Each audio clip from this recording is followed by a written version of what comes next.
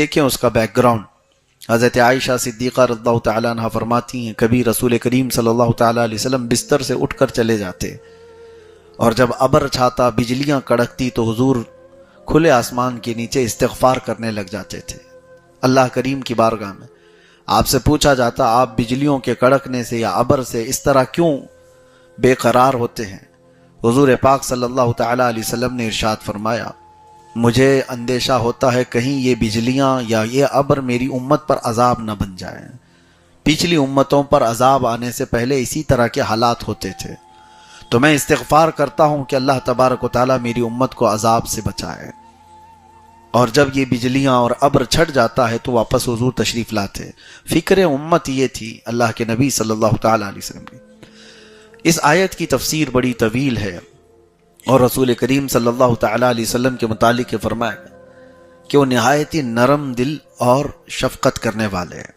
ارے وہ جانوروں کی سنتے تھے، لکڑی کے رونے کو بھی وہ برداشت نہیں کرتے۔ صحابہ اکرام فرماتے ہیں مسجد نبوی میں ایک مرتبہ حضور پاک صلی اللہ تعالیٰ علیہ وسلم جو عصا لے کر کھڑے ہوتے تھے اس کو چھوڑ دیا حضور نے، تو اس لکڑی سے رونے کی اتنی آواز آنے لگی جیسے کوئی بچہ اپنی ماں سے بچھڑ کر روتا ہو۔ صحابہ نے پوری مسجد میں آواز سنی، نبی پاک صلی اللہ تعالیٰ علیہ وسلم ممبر سے اتر کر کے آئے اور پھر اس لکڑی کو اٹھایا اور پھر اس سے نہ جانے کیا چیزیں سنی، پھر اس کو واپس حضور پاک صلی اللہ تعالیٰ علیہ وسلم نے اپنی جگہ پر رکھا تو خاموش ہوا۔ حضور فرماتے ہیں یہ رونے لگا تو اس کا رونا مجھ سے دیکھا نہیں گیا، میں خطبہ چھوڑ کر اتر آیا۔ یعنی لکڑی کا رونا حضور کو گوارا نہیں۔ اور پھر اللہ کے نبی صلی اللہ تعالیٰ علیہ وسلم فرماتے میں نے اس سے کہا کیا تو اس بات کو پسند کرتا ہے کہ میں تجھے واپس اسی شاخ میں جوڑ دوں جس شاخ سے تجھے نکالا گیا، یا اسی درخت میں، اور تو پھلدار درخت بن جائے اور ہمیشہ ہرا بھرا رہے، لوگ تیرے پھل سے نفع اٹھائیں؟ اس نے کہا یا رسول اللہ صلی اللہ تعالیٰ علیہ وسلم آپ کی جدائی مجھ سے برداشت نہیں ہوتی۔ تو اللہ کے نبی صلی اللہ تعالیٰ علیہ وسلم نے فرمایا یعنی لکڑی اپنی اصل میں جانے کو تیار نہیں، جہاں سے وہ نکلا ہے، جس جگہ سے وہ حصہ نکلا ہے۔ حضور پاک صلی اللہ علیہ وسلم فرماتے ہیں کیا تو اس بات کو پسند کرتا ہے کہ تجھے قیامت کے دن میں اپنے ہاتھ میں رکھوں اور جنت ساتھ میں لے جاؤں؟ وہ خوش ہو گیا، لکڑی کا حصہ وہ تنا اور اس کا رونا بند ہو گیا۔ تو حضور پاک صلی اللہ تعالیٰ علیہ وسلم نے حکم فرمایا میرے ممبر کے قریب ہی سے دفن کر دیا جائے۔ آج تک وہ لکڑی کا تنا حضور کی مسجد نبوی میں دفن ہے، جہاں پر استوانہ حنانہ ایک پلر بنا ہوا ہے۔ آپ ریاض الجنہ کے اندر جائیں گے تو ایک پلر کا نام ہے استوانہ حنانہ، وہ اسی لکڑی کے تنے کے اوپر پلر بنایا گیا ہے جہاں وہ نشانی ہمیشہ کے لیے دفن ہوئی۔ اور حضور پاک صلی اللہ علیہ وسلم نے جب وعدہ فرمایا ہے تو وہ لکڑی کا تنا حضور کے ساتھ جنت میں بھی جائے گا۔ یہاں سے ایک بات ملتی ہے، لکڑی کے سوکھے ہوئے حصے کے اندر اگر حضور کی جدائی میں، حضور کے فراق میں غم آ جائے تو نعمت یہ ملتی ہے کہ جنت اسے ساتھ لینے کا وعدہ کیا جائے۔ کیا امتی اگر حضور کی جدائی میں روئے تو وہ ناز و نعم کے ساتھ احسان نہیں فرمائیں گے؟ لیکن امتی کا حال یہ ہے کہ یہ لکڑیوں سے زیادہ سوکھ گیا ہے، لکڑیوں سے زیادہ ان کی سوکھا پن ہے۔ محبت مصطفیٰ صلی اللہ علیہ وسلم میں تڑپنا ہم نے کہاں سیکھا ہے؟ میرے عزیزو، ایک دو نہیں کئی روایات آپ کو میں بتاؤں۔ ہرن کے رونے کو حضور برداشت نہیں کر پائے۔ ایک عرب نے اس کا شکار کر لیا تھا، ہرن رو رہی تھی اور حضور اس کے قریب گئے، پوچھا تو ہرن نے اتنا ہی کہا میرے دو چھوٹے بچے رہ گئے ہیں، بھوکے ہیں، میں انہیں دودھ پلا کر واپس آ جاؤں گی، مجھے اس سے آزاد کرا دے۔ حضور نے اس کی بات سن کر کے وہ عربی سے کہا، بدو سے، دیہاتی شخص سے، کہ ہرن مجھ سے بات کر رہی ہے اور اپنے بچوں کو دودھ پلا کر واپس آئے گی۔ اس نے کہا کیا کوئی جانور اس طرح سے نکلا ہوا بھاگ کر واپس آ سکتا ہے؟ حضور نے فرمایا مجھ سے وعدہ کیا ہوا جانور دھوکہ نہیں دے گا۔ ہرن کو اس نے چھوڑا، حضور کو پکڑا اور ہرن تھوڑی دیر کے بعد وہ اپنے بچوں سمیت واپس لوٹ آئی۔ اللہ کے نبی صلی اللہ تعالیٰ علیہ وسلم کا یہ معجزہ دیکھ کر کے وہ بدو ایمان بھی لیا. لیکن یہاں کہنا یہ ہے کہ ایک جانور اگر اپنے بچوں کی جدائی کے غم میں روئے تو رسول اللہ کو وہ بھی گوارا نہیں. اور بعض روایات یہ بتاتی ہیں کہ امتیوں میں سے کسی کے تلووں میں کانٹا چبھ جائے تو حضور اس کے بھی درد کا احساس کرتے ہیں. اللہ کے نبی صلی اللہ تعالیٰ علیہ وسلم, یہی تو آیت ہے, عزیز علیہ ما عنتم. اللہ فرما رہا ہے تمہارا تکلیف میں پڑنا ان کو گوارا نہیں. ملک الموت جب حضور پاک صلی اللہ تعالیٰ علیہ وسلم کی روح قبض کرنے کے لیے تشریف لائے تب بھی رسول اللہ صلی اللہ علیہ وسلم نے کیا پوچھا؟ وہ وقت ایسا ہوتا ہے کہ لوگ اپنے ماں باپ, اپنے بھائی بہن اور اپنے بچوں کو پہچاننا بھول جاتے ہیں. نزع کا وقت روح نکلنے سے تھوڑی دیر پہلے. لیکن وہ رحمت عالم صلی اللہ تعالیٰ علیہ وسلم ملک الموت سے یوں پوچھتے ہیں, یہ جس تکلیف سے ہم گزر رہے ہیں روح نکلنے سے قبل, کیا یہ تکلیف میری امت کو بھی دی جائے گی؟ اللہ کے نبی صلی اللہ تعالیٰ علیہ وسلم کو فکر ہے تو کس کی؟ جو نہ بھولا ہم غریبوں کو رضا, یاد اس کی اپنی عادت کیجئے. قرآن یہ کہتا ہے عزیز علیہ ما عنتم, تمہارا تکلیف میں پڑنا رسول کو گوارا نہیں. لیکن امت ہے کہ رسول اللہ صلی اللہ تعالیٰ علیہ وسلم پر جتنا بھی کتے بھونکیں خاموش اپنا راستہ چل رہی ہے. امت کو کوئی احساس نہیں اس چیز کا. نبی پاک صلی اللہ تعالیٰ علیہ وسلم کوئی بھی زندگی پاک کے عمل میں جہاں امت کو فراموش کیا ہو, ہم غریبوں کو بھلا دیا گیا ہو. معراج کی شب بھی دیکھیں اللہ کی بارگاہ میں غریب امت کو یاد کیا ہے. یہاں تک کہ قبر انور میں جب آپ کو رکھا گیا تھا تو جو صحابہ قبر میں اترے تھے وہ کہتے ہیں حضور کے لب ہل رہے تھے. اس وقت ہم نے کانوں سے سنا اللہ کے نبی صلی اللہ علیہ وسلم فرما رہے تھے رب ہب لی امتی, میری امت کو میرے حوالے کر دے مولا. امت کے لیے حضور پاک صلی اللہ تعالیٰ علیہ وسلم کا یہ فکر کرنا, کوئی نہیں ہے جو ہمارے لیے اس قدر تڑپتا ہو یا اللہ کریم کی بارگاہ میں ہمارے لیے اس طرح کی دعائیں کرتا ہو. اور یہ بھی بات سنیے, فضیلت, حضور صلی اللہ تعالیٰ علیہ وسلم کس چیز سے سب سے زیادہ راضی ہوتے تھے پتہ ہے؟ ایک دعا میں آپ کو بھی بتا دے رہا ہوں. حضور نے فرمایا جس نے یہ دعا کیا اس پر میری شفاعت واجب ہوگی. وہ کیا دعا ہے؟ بس یہ دعا ہے, اللہم ارحم امت محمد صلی اللہ علیہ وسلم رحمتا عامہ, اللہم اغفر امت محمد صلی اللہ علیہ وسلم مغفرتا عامہ. جس کا مطلب یہ ہوتا ہے اے اللہ امت محمدیہ پر عام رحم فرما, اے اللہ امت محمدیہ کی عام بخشش فرما. جس نے یہ دو باتیں کی, امت کے لیے دعا کی, حضور فرماتے میری شفاعت ہے اس پر, امت کے لیے. یہ فکر امت اللہ کے نبی صلی اللہ تعالیٰ علیہ وسلم نے. اور پھر یہ بھی فرمایا من لم یہتم بامرنا فلیس منا, جو اس حال میں صبح کیا کہ میری امت کے بارے میں کچھ سوچا نہیں وہ میری امت میں سے نہیں ہے. تو کتنے ہیں جو ہم میں سے فکر امت میں ہیں؟ کون ہے جو تڑپتا ہے غریب امت کے لیے؟ ہم تو سیلفش ہو گئے آج کے دور میں, ہمارے اپنے اپنے معاملات میں ہم بیزی ہو گئے. دنیا جاتی ہے کسی بھی کھائی میں, ہمیں اس کی کیا فکر. اب تو شہروں کے حالات ایسے. میں ابھی مہینے بھر قبل ایک گھر گیا تھا اور باہر نکلنے کے بعد ان کے فلیٹ سے دوسرے فلیٹ کو دیکھا تو وہاں بھی مسلمان نام تھا. میں نے پوچھا یہ لوگ جانے پہچانے لگتے ہیں؟ تو انہوں نے کہا ہم تو یہاں 8 سال سے ہیں لیکن ابھی تک ان سے ہماری کوئی ملاقات نہیں. میں جانتا ہوں لیکن بغل میں جن کا گھر ہے وہ نہیں جانتے.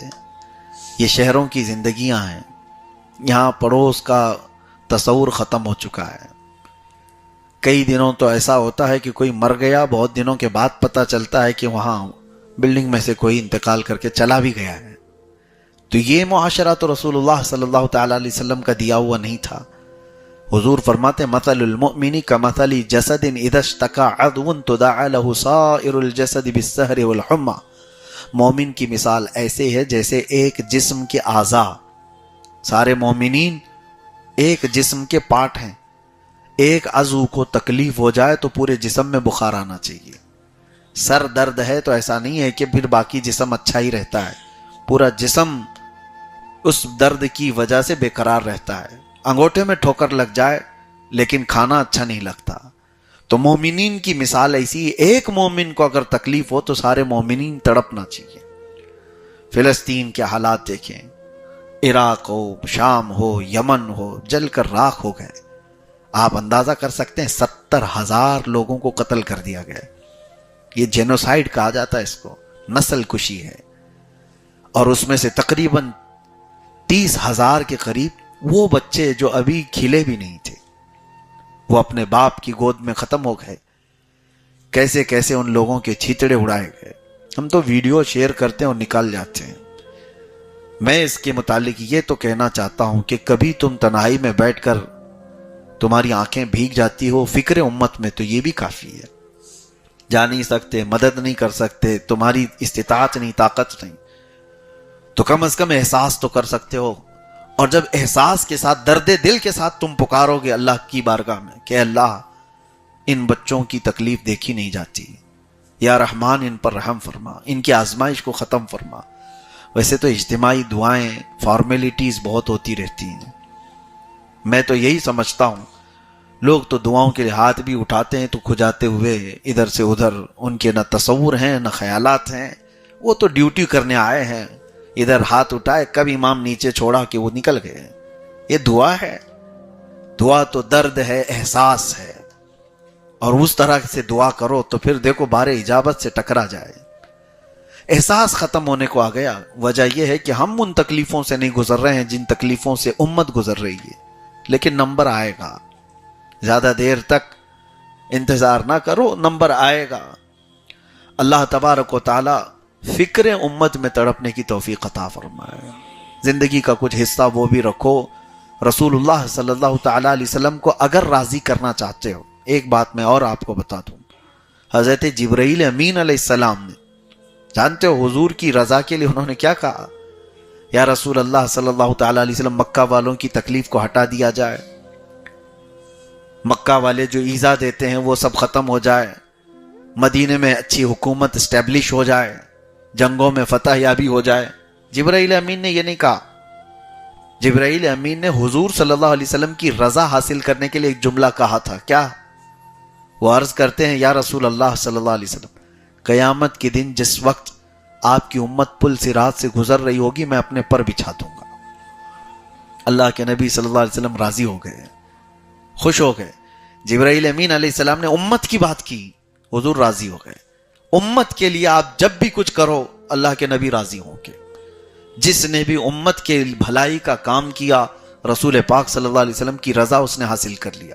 حتیٰ کہ تم راستے سے تکلیف دہ چیز کو بھی اٹھاؤ، امت تکلیف میں نہ آئے، حضور پاک کی رضا کا سبب ہے. یہ میرے آقا صلی اللہ تعالی علیہ وسلم کی رضا حاصل کرنے کا سب سے آسان طریقہ یہ، امت کی بھلائی کا خیال کرو. لوگ بڑے بڑے وظیفے، بڑے بڑے اعمال، بڑی بڑی عبادتوں میں مصروف ہیں، لیکن وہ فکر امت میں نہیں ہے، وہ خود اپنی فکر میں رہ گئے.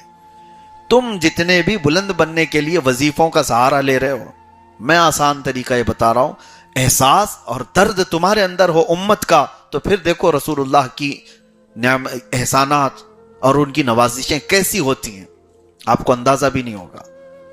ایک بزرگ ہیں حضرت شبلی رحمت اللہ تعالی علیہ، میں ان کی بات عرض کر کے اس آیت کے متعلق عرض کرتا ہوں.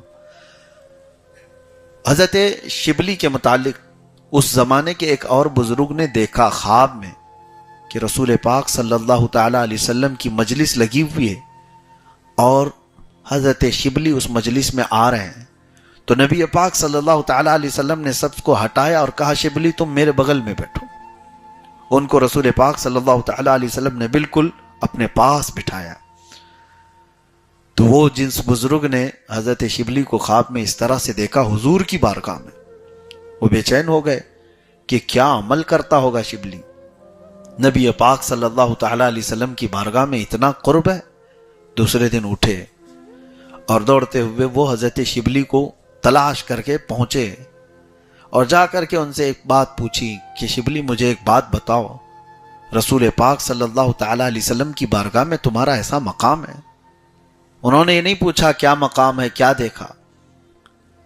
ان سے اس بزرگ نے پوچھا کہ صرف یہ بتاؤ تم کرتے کیا ہو. تو حضرت شبلی کہتے ہیں، 2 عمل ہے میرے. رات کو اس وقت تک سوتا نہیں جب تک امت کی بخشش کی دعا نہیں کرتا. امت محمدیہ کی بخشش کے لیے، ان کے اصلاح حال کے لیے دعا نہیں کرتا، اس وقت تک سوتا نہیں. دوسری چیز یہ ہے جو عمل میں آپ کو بتا رہا ہوں، الحمدللہ برسوں سے میرا بھی عمل ہے۔ حضرت شبلی فرماتے ہیں جب بھی فرض نماز سے فارغ ہوتا ہوں، سلام پھیرتے ہی میں سب سے پہلے یہ آیت پڑھتا ہوں، لَقَدْ جَاءَكُمْ رَسُولٌ مِّنْ أَنفُسِكُمْ عَزِيزٌ عَلَيْهِ مَا عَنِتُّمْ حَرِيصٌ عَلَيْكُمْ بِالْمُؤْمِنِينَ رَءُوفٌ الرَّحِيمٌ۔ یہ میرا عمل ہے۔ اور حضرت شبلی فرماتے ہیں اس عمل کی برکت یہ ہے کہ جب دل زیادہ مغموم ہوا ہم نے رسول اللہ کو خواب میں دیکھ لیا۔ الحمدللہ اس کا اثر ہے۔ جب زیادہ دل بے چین ہوا، ٹوٹا، حضور پاک صلی اللہ تعالی علیہ وسلم کی زیارت آپ کو میسر ہوگی۔ خلوص دل کے ساتھ اس کو پڑھیں۔ یہ نہیں کہ نبی کریم صلی اللہ تعالی علیہ وسلم کی زیارت کرنے کا ہی غرض، اسی مقصد کو لے کر کے ہی پڑھنے کا ایک مطلب ہی نہیں ہو۔ اللہ تبارک و تعالیٰ کا یہ کلام حضور کے افضلیت اور ان کی عظمت کے لیے ہے، آپ پڑھیں اور دیکھیں اس کے انعامات انشاءاللہ۔ بہرحال 11ویں پارے میں ایک اور آیت ہے جس کو میں آپ کے سامنے عرض کرتا ہوں۔ حضور پاک صلی اللہ تعالیٰ علیہ وسلم نے صحابہ کو جنگ تبوک میں جانے کا حکم دیا تھا۔ جنگ تبوک جو ہے یہ بہت لمبا سفر طے کر کے ہونے والی ایک جنگ تھی، مدینہ طیبہ سے اس میں نکلے تھے، لیکن اتفاق ایسا کہ اس میں 3 صحابہ نہیں آئے تھے۔ وہ کون تھے؟ ان کے متعلق آیت آئی ہے قرآن پاک میں جو آج ہم نے تلاوت کیا۔ اس میں سے ایک صحابی حضرت کعب، انہوں نے بڑی طویل حدیث خود اپنا واقعہ بیان کیا ہے۔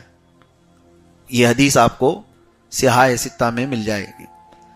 تو حضور پاک صلی اللہ تعالیٰ علیہ وسلم جب جنگ میں تشریف لے گئے، جتنے طاقت والے لوگ ہیں، استطاعت والے لوگ ہیں، بغیر عذر کے ہیں، ان کو جانا واجب تھا۔ سفر چلتا رہا، لیکن 3 لوگ ایسے تھے مدینے میں، وہ نہیں آئے۔ حضور نے ان کے بارے میں پوچھا بھی کہ فلاں بن فلاں کہاں ہے، فلاں بن فلاں کہاں ہے؟ تو صحابہ نے کہا ہم نے ان کو مدینے میں دیکھا تو تھا، بیمار بھی نہیں، صحت مند تھے، لیکن آئے کیوں نہیں پتا۔ اس کے بعد یہ حضرت کعب کہتے ہیں میری بات یہ تھی کہ ابھی جماعت نکل رہی تھی، صحابہ اکرام جا رہے تھے، سوچا ابھی تو یہ لوگ مدینے کے باہر ہی پہنچے ہیں، جا کر کے میں پا لوں گا، بہت جلدی ہی ان کو پکڑ لوں گا۔ پھر تھوڑا سو گئے، پھر سوچا دوسری منزل پہ پہنچے ہوں گے، وہاں تو میں آسانی سے پہنچ جاؤں گا۔ تیسری منزل تک پہنچے ہوں گے، وہ کرتے کرتے یہ اسی طرح سے وقت گزرتا گیا اور رسول اللہ صلی اللہ تعالیٰ علیہ وسلم صحابہ کے ساتھ سفر پر نکل گئے۔ لمبا سفر ہو گیا۔ وہ دونوں جو باقی صحابہ ہیں ان کا بھی یہی حال تھا، کوئی عذر تو تھا نہیں، سوچ رہے تھے ابھی جائیں گے، ابھی جائیں گے، ابھی جائیں گے، نماز کا وقت ہو جائے تو لوگ کرتے ہیں، جماعت میں ابھی تو اتنا ٹائم باقی ہے، ابھی نکلیں گے تب پہنچیں گے، ابھی نکلیں گے تب پہنچیں گے۔ بہرحال تو حضور پاک صلی اللہ تعالیٰ علیہ وسلم جب واپس آئے جنگ سے تو سب سے پہلے ان 3 لوگوں کو طلب کیا، کہاں ہیں؟ فلاں بن فلاں، فلاں بن فلاں۔ اس میں حضرت کعب جو بیان کرتے ہیں گھبراہٹ تھی، ڈر تھا کہ ہم تو بغیر عذر کے نہیں گئے، ہیلا بہانہ کر سکتے تھے کہ کچھ نہ کچھ بہانہ کر لیں، بیوی بیمار، گھر کے معاملات کچھ خراب، لیکن حضرت کعب کہتے ہیں حضور پاک صلی اللہ علیہ وسلم نے جیسے ہی پوچھا کہ کعب کس چیز نے تم کو روکا جنگ میں آنے سے، کیوں سفر میں ساتھ نہیں آئے؟ کہتے میں بہانہ بنا سکتا تھا، لیکن اس سے میں کیا چھپاؤں جو دل کے حالات کو بھی جانتا ہو۔ رسول رحمت صلی اللہ تعالیٰ علیہ وسلم کی بارگاہ میں کیا بیان چھپا سکتا ہوں؟ تو پھر انہوں نے صاف صاف بتا دیا، یا رسول اللہ سستی اور کاہلی نے مجھے روک دیا، میں نہیں آ سکا۔ ان دونوں سے پوچھا، ان کا بھی معاملہ وہی تھا، انہوں نے بھی صاف صاف بتا دیا کہ ہم آنے کو تیار تو تھے، اب تب کرتے ہوئے جماعت آگے نکل گئی صحابہ کی اور ہم رہ گئے۔ حضور پاک صلی اللہ تعالیٰ علیہ وسلم نے کیا فرمایا؟ پورے مدینے والوں کو حکم ہوا کہ ان تینوں کا مکمل بائیکاٹ کر دیا جائے، ان سے کوئی نہ ملاقات کرے گا، نہ ان کے ساتھ کوئی لین دین، کھانا پانی کچھ نہیں ہوگا۔ اور صحابہ اکرام رضوان اللہ تعالیٰ علیہ مجمعین وہ حضور کی بات پر تو ایسے عمل کرنے والے، وہ سیسا پلائی دیوار تھے، ایک حکم آ جانے پر 50 سال پرانی شراب کے مٹکے توڑ دیے تھے۔ وہ صحابہ کی بات ہے، حکم آ گیا تو پھر اس کے بعد وہ نہیں دیکھتے، میں آپ کو صرف اتنی بات بتاتا ہوں، حکم پر عمل پیرا ہونے کا طریقہ صحابہ کا کیا تھا۔ عبداللہ بن رواحہ رضی اللہ تعالیٰ، ایک صحابی، حضور پاک صلی اللہ علیہ وسلم مسجد نبوی میں بیان کر رہے تھے، اسی اسنا میں جو لوگ کھڑے ہوں گے، حضور نے فرمایا بیٹھ جاؤ بیٹھ جاؤ۔ حضور کی آواز آئی، جو کھڑے ہوں گے ان کے لیے۔ عبداللہ بن رواحہ اپنے گھر سے نکلے ہوئے ابھی گلی میں تھے، جمعہ کے لیے مسجد میں آ رہے تھے، ان کے کانوں میں حضور کی آواز آئی، وہ گلی میں ہی بیٹھ گئے، وہیں بیٹھ گئے۔ تو لوگوں نے ان سے کہا کہ عبداللہ، رسول اللہ صلی اللہ تعالیٰ علیہ وسلم وہ مسجد میں موجود لوگوں سے فرما رہے ہیں کہ بیٹھ جاؤ۔ حضرت عبداللہ بن رواحہ کہتے ہیں میرے کانوں میں رسول اللہ کی آواز آ گئی بیٹھ جاؤ، اگر میں کھڑا رہا اس کے بعد تو پھر غداروں میں شمار نہ ہو جائے، نافرمانوں میں میرا شمار نہ ہو جائے۔ اور اس کے بعد ایسی ہی گھسٹتے گھسٹتے مسجد تک آئے، کھڑے نہیں ہوئے۔ تو صحابہ کے عمل کا طریقہ تو یہ تھا، ایک بار اگر کہہ دیا جائے بائیکاٹ، تو یہ نہیں کہ چوری چھپے کوئی بات کر لی جاتی، نہیں، وہ تو اتنے سخت تھے معاملات میں۔ انس بن نزیر ایک صحابی ہیں، حضور صلی اللہ علیہ وسلم ان کے گھر گئے اور راز کی کچھ باتیں ان سے ہوتی تھی۔ مکہ سے ایک لیٹر آیا تھا، جنگوں کی تیاریاں کر رہے تھے مکہ والے، اس میں لکھا ہوا تھا کہ کیا کیا تیاریاں ہو رہی۔ حضور صلی اللہ علیہ وسلم نے انس بن نزیر سے کہا پڑھ کے سناؤ، تو انہوں نے پڑھا، سنایا، اور حضور نے فرمایا بند کرو، یہ تیرے اور میرے بیچ میں راز ہے، کسی کو بتانا نہیں۔ ہو گئی بات، یہ فائنل ہے۔ صحابی رسول کو جب یہ بات مل گئی، لیکن حضرت انس بن نزیر کے بارے میں بتایا جاتا ہے وہ اپنی بیوی سے بہت محبت کرتے تھے، عشق کرتے تھے، عشق کے درجے تک اپنی بیوی سے محبت کرتے تھے۔ ان کی بیوی ان کی بڑی محبت کی حامل تھی۔ بہرحال ہوا یہ کہ رسول پاک صلی اللہ علیہ وسلم جیسے ہی ان کے گھر سے گئے، ان کی بیوی سامنے آئی، کہا انس، رسول اللہ صلی اللہ علیہ وسلم آئے تھے، کیا بات ہو رہی تھی؟ عشق اپنی جگہ، محبت اپنی جگہ بیوی کا۔ انس بن نزیر نے کہا نہیں، وہ بات نہیں بول سکتا جو رسول اللہ نے کہا کہ راز ہے، وہ نہیں بول سکتا۔ انہوں نے کہا مجھ سے بھی چھپاؤ گے، مجھ سے بھی چھپاؤ گے، اتنی محبت کرتے ہو، اتنا عشق کرتے ہو؟ کہا وہ تمہارا مقام الگ ہے۔ یہ بات چل رہی تھی، اسی میں بیوی نے کہہ دیا میں نے تو سن لیا ہے دیوار کے پیچھے سے کیا بات ہو رہی تھی، مکہ سے خط آیا ہے، مکہ والے جنگوں کی تیاری کر رہے ہیں۔ او اتنا سننا تھا، سیدھے انس بن نزیر جا کے گلا پکڑ لیا اپنی بیوی کو، اور گلا پکڑ کر کے رکھے کہ میں تجھے نہیں چھوڑ سکتا، کیونکہ میرے اور رسول اللہ کے راز کا افشا میں برداشت نہیں کر سکتا۔ وہ اپنا گلا چھڑانا چاہ رہی ہیں لیکن یہ چھوڑ نہیں رہے، اور اسی طرح سے گردن پکڑ کر کے رسول اللہ تک لے کر کے آئے، جس سے بے حد محبت کرتے ہوں۔ آ کر کے نبی پاک صلی اللہ علیہ وسلم سے عرض کیا کہ آقا، آپ کا یہ غلام آپ کے راز کی حفاظت کر رہا تھا، لیکن دیوار پیچھے سے اس خاتون نے سن لیا، اگر آپ کا حکم ہے تو اس کو میں ختم کر دوں۔ رسول پاک صلی اللہ تعالی علیہ وسلم رحمت للعالمین ارشاد فرماتے ہیں انس چھوڑ دو، وہ بھی میری صحابیہ ہے، وہ راز کی حفاظت کرے گی۔ اس کے بعد ہاتھ چھوڑ دیا، پھر مسکرا کر اپنی بیوی سے کہا یہ رشتہ الگ ہے اور وہ محبت الگ ہے۔ میرے آقا صلی اللہ تعالی علیہ وسلم کا حکم جہاں آ جائے تو پھر کوئی رشتہ نہیں ہے۔ یہ صحابہ کا معمول تھا۔ تو یہ تین صحابہ کو جیسی حضور نے ایک بات میں کہہ دیا مدینے میں کہ ان تینوں کا بائیکاٹ، بیویوں نے بات کرنا چھوڑ دیا، ان کے بھائیوں نے، ماں باپ نے، کہ اللہ کے نبی کا فرمان ہے تم سے بات نہیں کر سکتے۔ حضرت کعب کہتے ہیں زندگی اتنی کٹھن ہو گئی تھی، سخت ہو گئی تھی کہ جس کو دیکھو منہ پھیر رہا ہے، کوئی بات کرنے کو تیار نہیں۔ چلو یہ باتیں تو ہم برداشت کر لیتے کہ مدینے والے کوئی ایک دوسرے سے کوئی بھی ملنا نہیں چاہ رہے ہم سے، لیکن رسول اللہ صلی اللہ تعالی علیہ وسلم کے پاس جائے تو میرے آقا بھی چہرہ پھیر لیتے تھے۔ یہ بہت سخت معاملہ تھا ان کے لیے۔ اور ان کی خطا کیا تھی؟ یہ بغیر عذر کے جنگ سے پیچھے رہ گئے تھے۔ اللہ کے نبی صلی اللہ تعالی علیہ وسلم نے جب فرمایا، ان کی بیویوں کے بارے میں وہ کہتے ہیں وہ کھانے کا برتن یوں سرکا دیتی تھی اور چہرہ پھیر کر کے چلی جاتی تھی، اگر وہ کچھ بات کرتے تو پیچھے مڑ کر کے، کیونکہ وہ رشتہ داریاں بھی تھیں، اس کے باوجود وہ کہتی اللہ کے نبی صلی اللہ علیہ وسلم نے جتنا حکم دیا اسی پر ہم عمل کریں گے، کہیں ہمارا ایمان نہ چلا جائے۔ وہ عتاب میں چل رہے تھے اور اس اثنا میں ان کے تقریباً 40 دن گزر گئے۔ وہ کہتے ہیں کہ زمین تنگ ہو گئی تھی ہمارے لیے، رو رو کر کے ان کے حلقے پڑ گئے تھے، اتنا روئے تھے یہ تینوں صحابہ۔ تب یہ آیت نازل ہوئی حضور پاک پر، وَعَلَى الثَّلَاثَةِ الَّذِينَ خُلِّفُوا حَتَّى إِذَا ضَاقَتْ عَلَيْهِمُ الْأَرْضُ بِمَا رَحُبَتْ وَضَاقَتْ عَلَيْهِمْ أَنفُسُهُمْ۔ اللہ فرماتا ہے وہ 3 لوگ جو حضور پاک صلی اللہ علیہ وسلم کی جماعت سے پیچھے رہ گئے، ان پر زمین تنگ ہو گئی تھی، تو اس کا نبی پاک صلی اللہ تعالیٰ علیہ وسلم نے بائیکاٹ کا حکم دیا، سارے مدینے والوں نے ان کو تنہا کر دیا، چھوڑ دیا۔ ثم تاب علیہم لیتوبوا ان اللہ هو التواب الرحیم۔ اللہ فرماتا ہے پھر جب انہوں نے سچی توبہ کی تو اللہ نے ان کی توبہ قبول فرمائی۔ بے شک اللہ توبہ قبول کرنے والا، رحم کرنے والا ہے۔ جب یہ آیت نازل ہوئی، حضور پاک صلی اللہ تعالیٰ علیہ وسلم فجر میں اعلان فرماتے ہیں، کہاں ہے کعب، کہاں ہے فلاں، کہاں ہے فلاں۔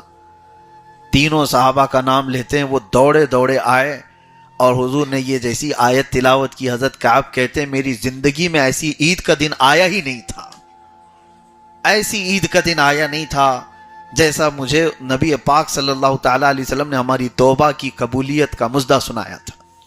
تو یہ 3 صحابہ، یہاں کہنے کی بات یہ ہے بڑے لوگ تھے صحابہ۔ کچھ لوگ یہ سوچتے ہیں کہ ان کی غلطی کیا تھی، ان کی خطا کیا تھی، اتنا بڑا کیا کر دیا تھا، پیچھے رہ گئے تھے۔ نہیں میرے عزیزو، وہ صحابہ مشعل راہ ہدایت پوری امت کے لیے، وہ ستارے ہیں، ان کی ہلکی سی بھی چیز امت کے لیے بڑی بن سکتی ہے۔ نبی پاک صلی اللہ علیہ وسلم نے وہیں روک دیا تھا کہ تمہارے سے یہ خطا نہ ہو۔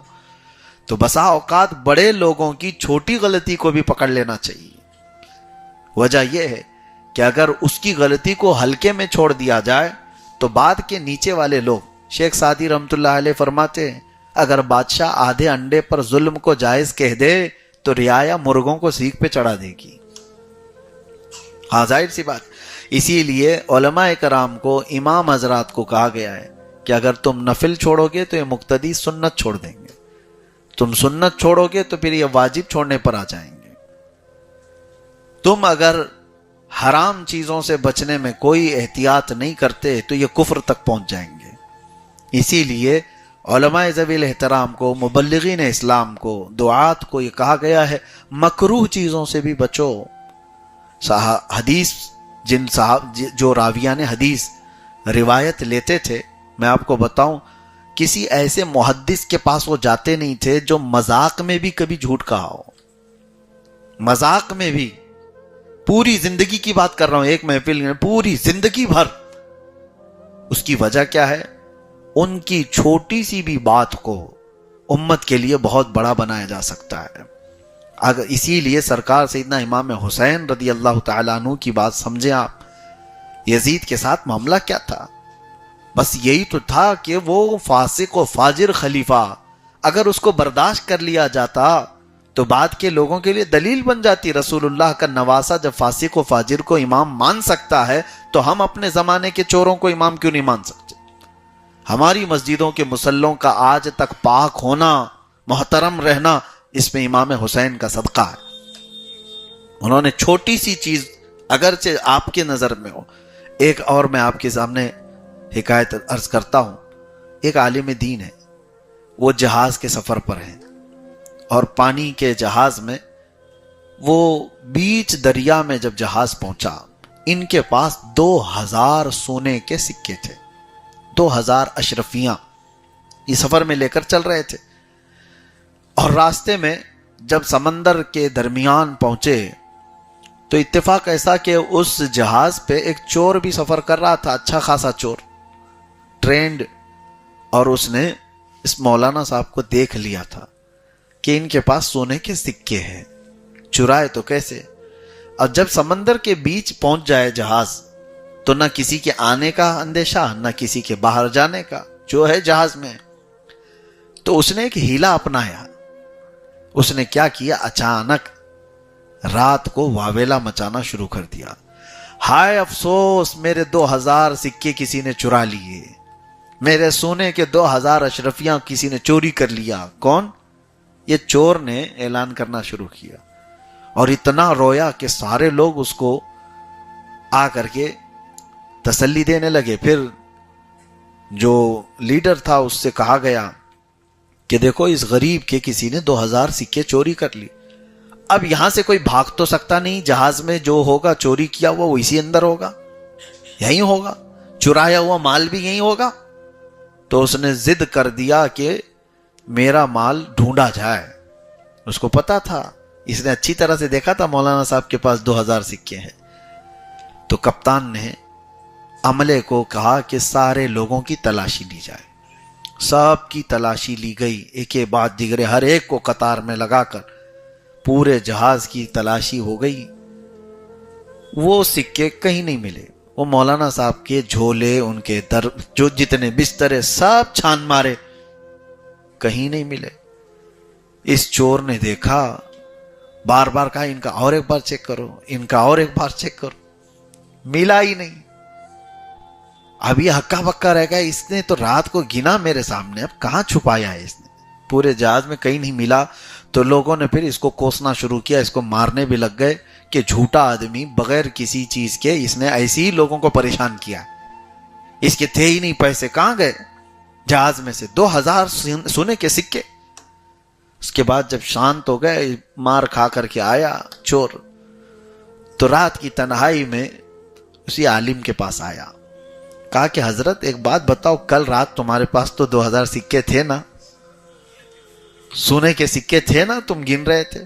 انہوں نے کہا ہاں تھے, تو میرے پاس تھے اور تم دیکھ رہے تھے, یہ بھی مجھے پتا ہے. کہا کیا کیا پھر آپ نے, کہاں چھپایا ہے؟ کہا جیسی ہی تو نے چوری ہونے کا اعلان کیا ویسے ہی میں اٹھا کے سمندر میں ڈال دیا.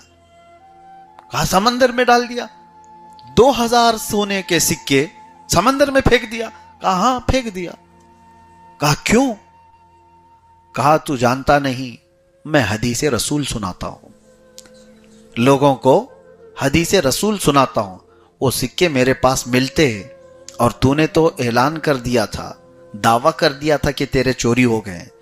میرے پاس ملتے, مجھے صفائی دینے میں پتہ نہیں کتنے وقت لگتا, تیرے ہیں یا میرے ہیں, یہ کورٹ میں جاتے, عدالت میں جاتے, کم از کم اتنا تو ہوتا کہ تہمت میرے اوپر چوری کی لگ گئی ہوتی, میرے اوپر چوری کی تہمت تو لگ گئی ہوتی, اس کا صفایا بعد میں ہوتا کہ میں لایا کہ تو لایا. اور میں اس تہمت سے بچنے کے لیے اپنے سکے اٹھا کے پھینک دیا کہ کل کو کبھی میری حدیث رسول سنانے پر لوگ یہ نہ کہیں کہ جس پر چوری کا الزام تھا وہ رسول کی حدیث کیسے سنا سکتا ہے. میں اس تہمت سے بچنے کے لیے وہ سکے اٹھا کر پھینک دیا. میں اور حیرت کی بات آپ کو بتاؤں, یہ مولانا صاحب, یہ عالم دین کوئی اور نہیں, وہ امام بخاری تھے, جن کی بخاری شریف اصح الکتب بعد کتاب اللہ, اللہ کی کتاب کے بعد سب سے زیادہ صحیح کتاب اس روئے زمین پر کوئی ہے تو بخاری شریف ہے. تو میرے عزیزو, بڑے لوگوں کی چھوٹی چیز کے لیے بھی بہت خیال کرنا ہوتا ہے, بہت احتیاط. اسی لیے بزرگان دین حضرت امام اعظم ابو حنیفہ رحمۃ اللہ تعالی علیہ کے متعلق یہ بتایا جاتا ہے, آپ چل رہے تھے, ایک 8 سال یا 10 سال کے بچے کو کیچڑ میں چلتے ہوئے دیکھا, پھسل رہا تھا, تو آپ نے اس سے کہا بیٹا سنبھل کے چل, سنبھل کر کے چل. اس بچے نے آپ کو جواباً کہا امام اعظم ابو حنیفہ سے کہ حضور میں گروں گا, میری ہڈی ٹوٹے گی, اس سے زیادہ کچھ نہیں ہوگا, آپ سنبھل کے چلو, آپ گرو گے تو پیچھے پوری امت گر جائے گی. امام اعظم فرماتے ہیں اس کا یہ جملہ میں نے زندگی بھر اپنے درس کے لیے رکھ لیا. ہوتا یہی ہے میرے عزیزوں, صحابہ کرام پر میرے آقا صلی اللہ علیہ وسلم نے جو سختی فرمائی تھی, اس کی وجہ یہی ہے کہ قیامت تک آنے والی امت یہ صحابہ کو فالو کرنے والی ہے. ان کی کسی بھی ہلکی سی چیز کو بھی دیکھ کر کے امت اگر اسی راستے کو فالو کرے گی تو کیا ہوگا, تھوڑا ہلکا کج یا ہلکا ٹیڑھا پن بھی حضور نے ان کے اندر باقی رہنے نہیں دیا. صحابہ کو اتنا مکمل بنا دیا گیا تھا کہ قیامت تک پیدا ہونے والے سب سے اچھے لوگ جو تھے ان سب کو اللہ نے چن کر کے رسول اللہ کا صحابی بنایا. اسی لیے ہم فجر کے بعد صحابہ کی سیرت بھی عرض کر رہے ہیں. آپ کو حدیث میں نے بتایا تھا کہ اللہ کے نبی نے فرمایا میرے صحابہ ستاروں کی مانند ہیں, تم جس کی بھی پیروی کرو گے ہدایت پا جاؤ گے۔ یہ آیتیں تھی۔ بہرحال ایک اور چیز میں آپ کو بتا دوں، اللہ تعالیٰ نے ایک ایسی مسجد کا بھی ذکر کیا ہے اس میں جس کو ڈھانے کا حکم دیا گیا تھا، مسجد ضرار۔ والذین اتخذوا مسجدا ضرارا کفرا وتفریقا بین المؤمنین وارصادا لمن حارب اللہ ورسولہ۔ اللہ تعالیٰ اس میں فرماتا ہے کہ وہ لوگ جنہوں نے مسجد ضرار بنائی۔ یہ کیا تھی مسجد ضرار؟ کچھ منافق تھے مدینہ طیبہ میں، رسول اللہ صلی اللہ تعالیٰ علیہ وسلم کے پاس آتے تھے، لیکن ان کو پورا چانس ملتا نہیں تھا کہ اپنی تنہائی میں میٹنگ کرنے کے لیے حضور کے خلاف، اسلام کے خلاف۔ وہ چھپے ہوئے کافر کو کیا کہتے ہیں؟ چھپے ہوئے کافر کو منافق کہتے ہیں۔ چہرہ اس کا سب کچھ مسلمانوں کی طرح، نماز بھی پڑھتا ہوگا، سب کچھ کرتا ہوگا، لیکن اندر سے وہ کافر ہے، اس کو منافق کہتے ہیں۔ تو انہوں نے آ کر رسول اللہ صلی اللہ علیہ وسلم سے یوں کہا کہ ہم بڑے دور رہتے ہیں محلے میں، وہاں سے مسجد نبوی آنے میں ہم کو لمبا وقت لگ جاتا ہے اور آنے جانے کی تکلیفیں ہیں، لہٰذا ہم کو ایک الگ مسجد بنانے کی پرمیشن دیجیے، الگ ہم ایک مسجد بنا لیں۔ رسول پاک صلی اللہ تعالیٰ علیہ وسلم سفر پر جا رہے تھے، ان لوگوں نے مسجد بنا لی، لیکن ان کا مقصد دوری کی وجہ نہیں تھی۔ مسجد نبوی تو صحابہ کہاں کہاں سے آتے تھے، کھیتی باڑی کرنے والے صحابہ بھی آتے تھے جو مدینے کے باہر رہتے تھے، لیکن یہ لوگ مدینے سے بہت دور نہیں تھے۔ مسجد قباء جہاں پر آج ہے بنی ہوئی ہے، اس کے قریب ہی انہوں نے ایک الگ مسجد بنا لی، لیکن وہ میٹنگ کا ایک اڈا تھا، فتنوں کا ایک اڈا تھا، وہ مسجد نہیں تھی۔ اس میں بیٹھ کر کے رسول اللہ صلی اللہ تعالیٰ علیہ وسلم کے خلاف منصوبے بناتے تھے، اسلام کو کمزور کرنے کے منصوبے وہاں پر بنائے جاتے تھے۔ تو اللہ تعالیٰ نے اپنے نبی سے حکم دیا کہ اس مسجد کو ڈھا دیا جائے، جلا دیا جائے، ختم کر دیا جائے۔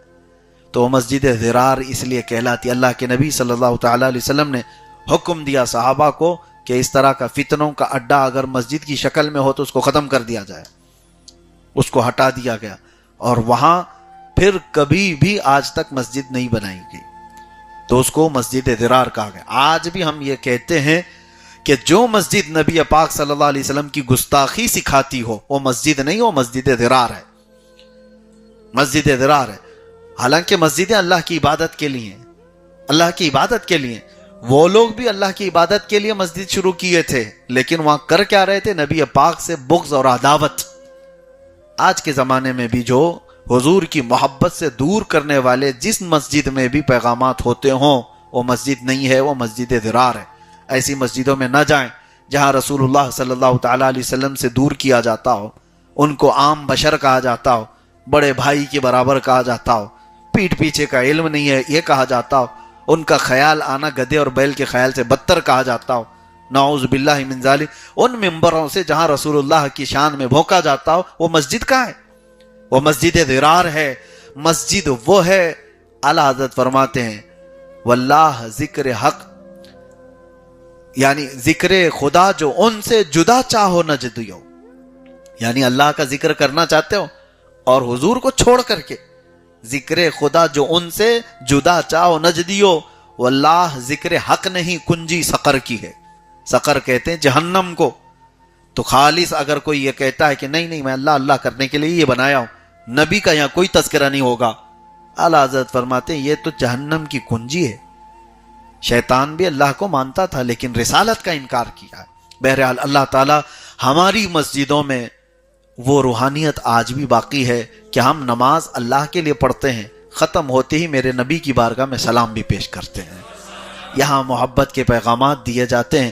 ہماری شروعات ہوتی، کبھی محفلیں ہوں، کوئی بھی مجلس ہو، محفل ہو، نعت پاک مسجد میں پڑھی جاتی ہے، نبی پاک کی شان مسجد میں بیان ہوتی ہے، اور نمازوں کے بعد رسول کریم صلی اللہ تعالیٰ علیہ وسلم پر اجتماعی طور پر سلام اور درود بھیجنے کا ہمارا معمول ہے یا نہیں؟ آج بھی ہر نماز کے بعد ہمارے ہاں امام کیا کہتا ہے؟ ان اللہ وملائکتہ یصلون علی النبی یا ایھا الذین آمنوا صلوا علیہ وسلموا تسلیما اللہم صل علی سیدنا محمد وعلی آلہ وصحبہ وبارک وسلم۔ حالانکہ کوئی یہ کہتا کہ یہ درود یہاں کیوں پڑھ رہے ہو، اللہ کی عبادت کرو مسجد میں، رسول کا یہاں کیوں ذکر ہے؟ نہیں، تمہاری نمازیں کمپلیٹ نہیں جب تک رسول پر سلام نہیں بھیجتے۔